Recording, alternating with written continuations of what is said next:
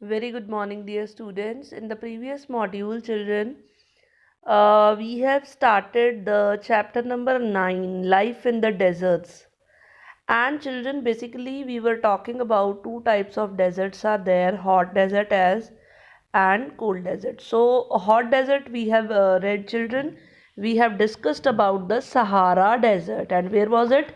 It was in Africa. And which part of Africa? North Africa.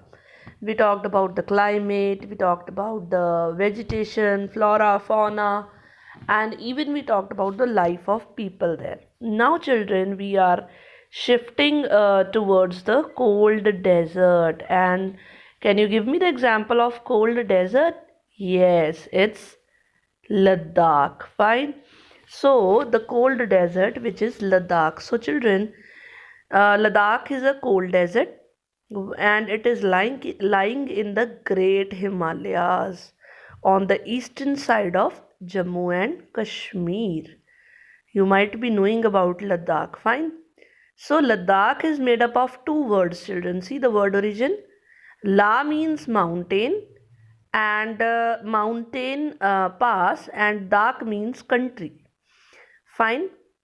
And Dras, children, Dras, one of the coldest inhabited places on earth, is located in Ladakh only. The Indian Army, it's there in Ladakh as well. So see how our soldiers they are safeguarding us. Fine. So you can see in Jammu and Kashmir, Ladakh. So you all know that now Ladakh is separated from Jammu and Kashmir. Fine. So the Karakoram range in the north and the Zangskar mountains in the south, they both enclose it. So you can see. Then children, the Indus River. Several rivers they flow through the Ladakh.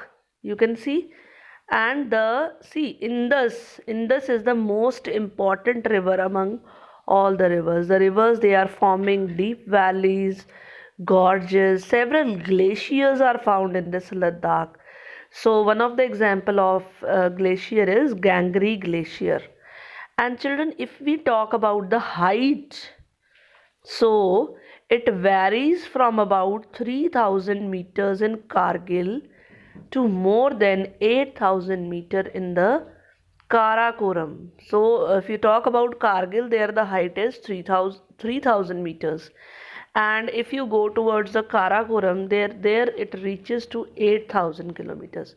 So due to the height, children, high altitude, the climate here is extremely cold as well as dry. The air at this altitude, you all know, the more the height, the air becomes thin.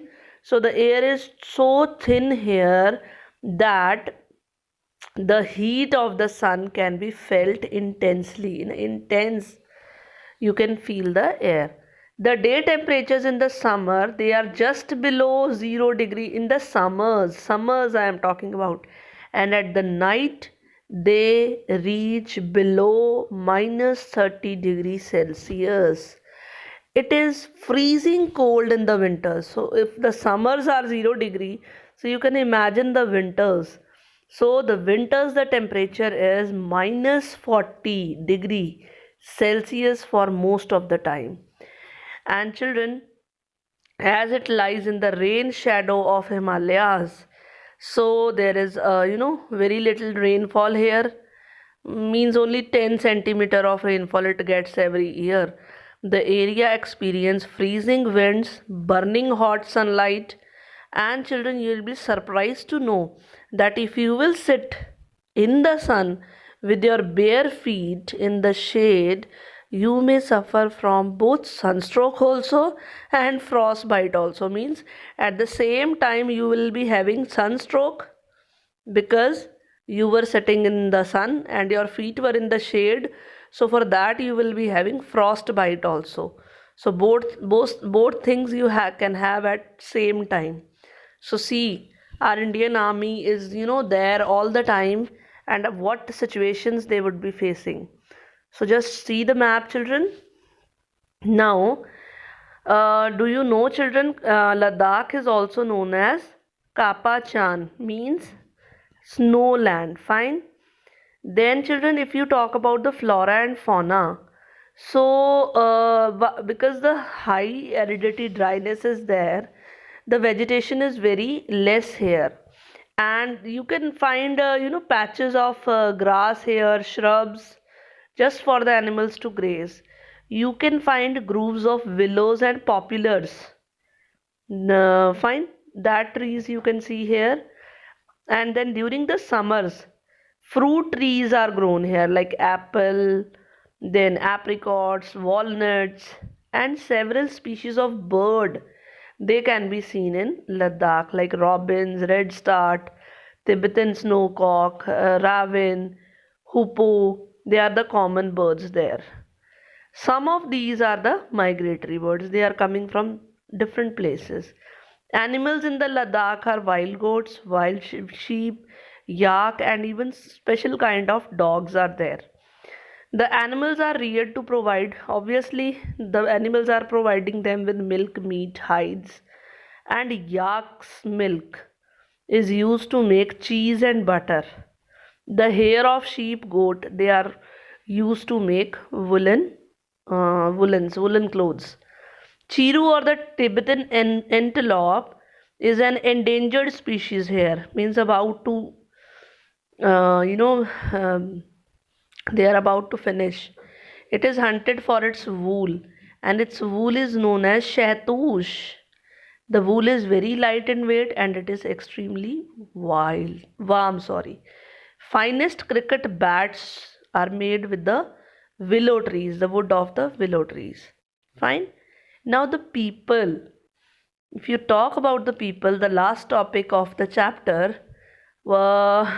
see the there will be a resemblance in the people of Ladakh and even the people of Tibet and Central Asia. The people here are either Muslims or they are Buddhist. Fine. In fact, Buddhist monasteries, they means they are there in the Ladakhi landscapes with the traditional gompas. Fine. So you can see the monastery. Some famous monasteries are Hamis, Thiksi, She, and Lama Yuru. Fine. You can see in figures. Then, children, in the summer season, the people are very busy cultivating barley, potato, peas, beans, turnip. Climate in winter months is so harsh that people keep themselves engaged in the festivities and ceremonies. The women are working very hard here.